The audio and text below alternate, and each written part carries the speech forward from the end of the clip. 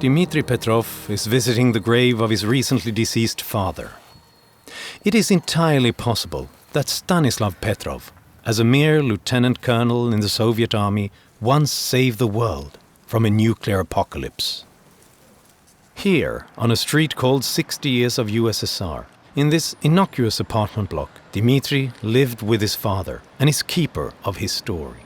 В 1983 году отец служил в советской армии. In 1983, my father served in the Soviet Army in the rank of lieutenant colonel. And about once a month, he would be the duty officer at a nuclear attack early warning facility. He was a senior duty officer. He was in charge of trained officer personnel. He was in command.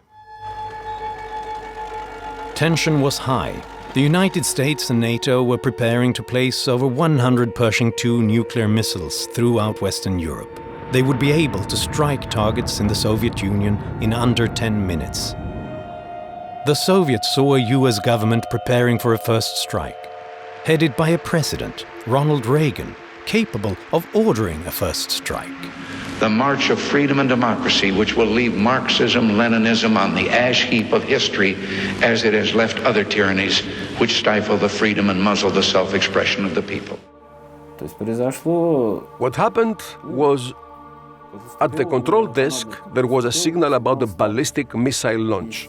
At first there was one, then there was information about the launch of a second.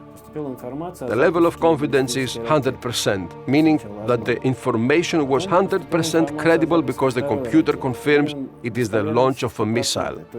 Then there was a signal about the third missile launch, then a fourth and a fifth. My father analyzed the situation. But the launch of 5 missiles and not 100, he started doubting it was an attack because a war doesn't start with 5 missiles. The thing is that he could have reported the signal as true and trusted the computer. Then there would have been a response strike.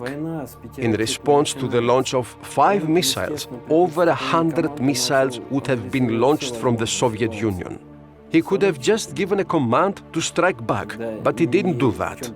Can you imagine what kind of situation that was? Can you imagine what it would have been like when unsuspecting Americans would have seen a launch of our missiles in response to a launch that hadn't actually happened? The reason for the signal about the launch was an ordinary reflection of the sun from the clouds. The satellite's sensors recorded this glint and qualified it as a nuclear missile attack. Actually, I've seen similar effects when I was flying on a plane. Just sunlight reflected from the clouds. It actually looks pretty.